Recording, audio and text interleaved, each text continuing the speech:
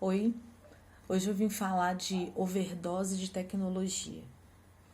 Nós sabemos pela OMS, nós sabemos pelos pediatras, nós sabemos pelos neurocientistas que a excessividade, que o uso excessivo da tecnologia vai trazer um prejuízo, tem trazido já um prejuízo muito grande para as nossas crianças.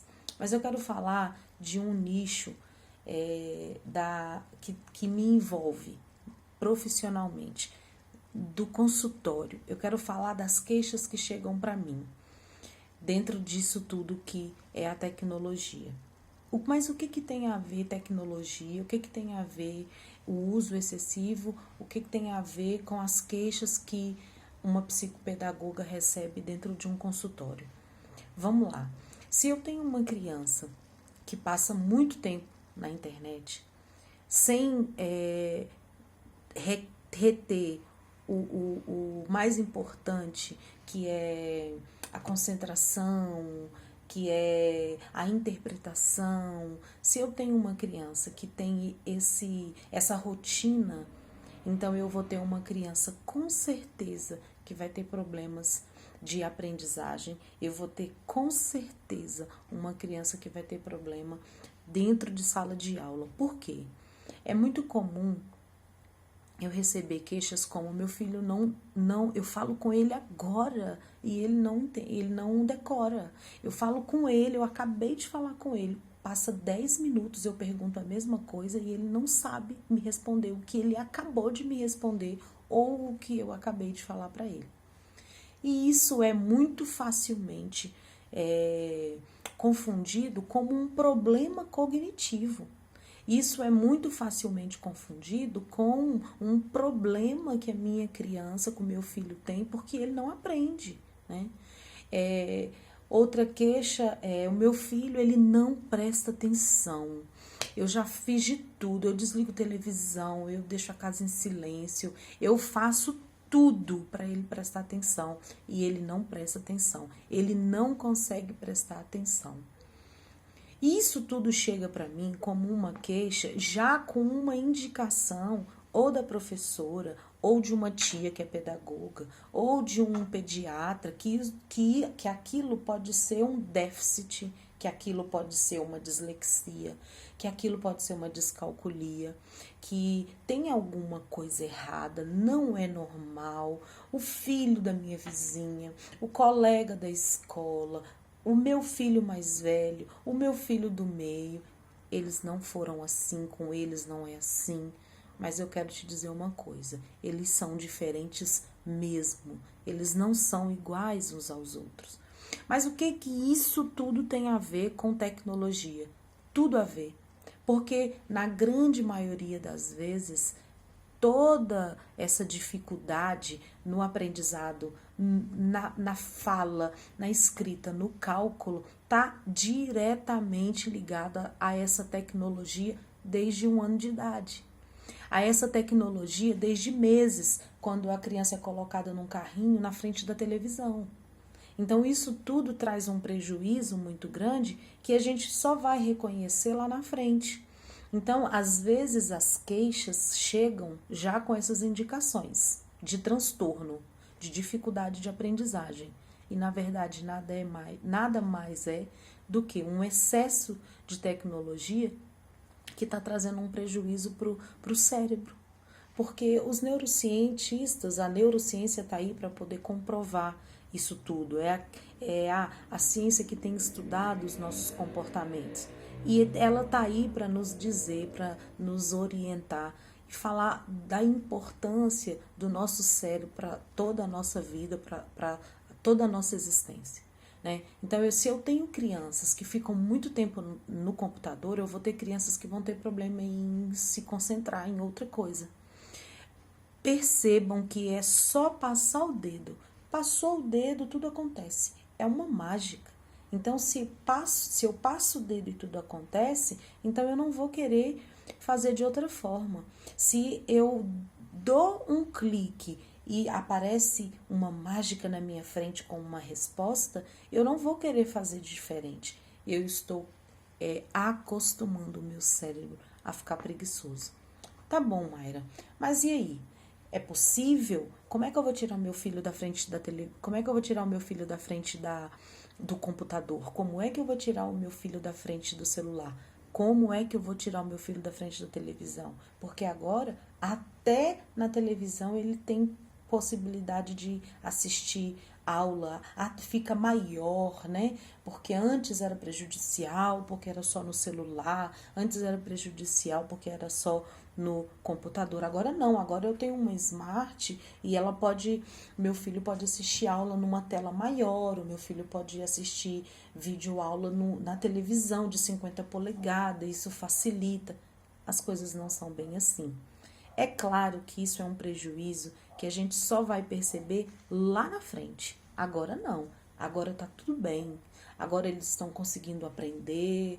Teoricamente eles estão conseguindo aprender. Agora tá tudo sob controle, principalmente porque dentro de casa eu consigo controlar meu filho.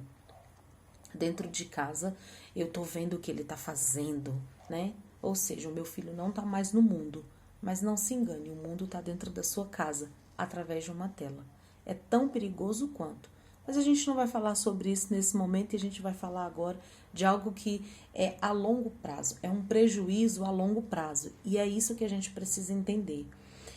Toda essa temática de o excesso de tecnologia, e agora o que fazer se as aulas são online, isso tudo é algo que só terá resultado daqui a alguns anos e não mês que vem. E olhe se já não tiver tendo, porque a gente está falando agora de aulas online, mas na verdade o contexto de tecnologia que está ali latente no dia a dia das crianças, ela é desde sempre, desde quando nascem. As crianças que nasceram agora, de 2000 para cá, eles já nascem já com tecnologia, né? Babá eletrônica, enfim. Então, eles já são crianças tecnológicas desde quando nascem. Esses prejuízos, eles vão chegar. Em algum momento, eles vão chegar. Então, se eu tenho todo esse entendimento de que isso é prejudicial e que é a longo prazo, o que eu posso fazer hoje? Porque isso tudo a gente já sabe.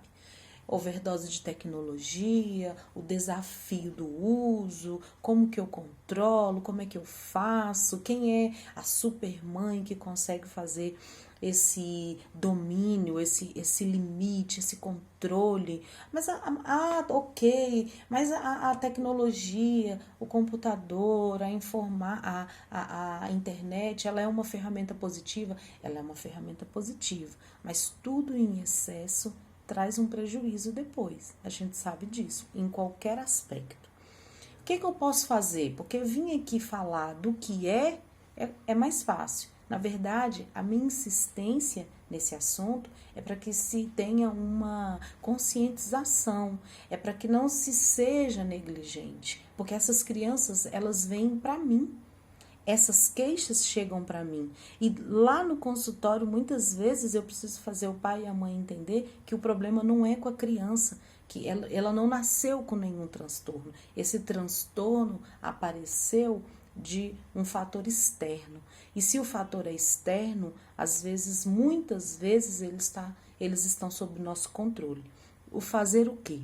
E eu vou citar um exemplo prático que eu não ouvi, não li, eu fiz.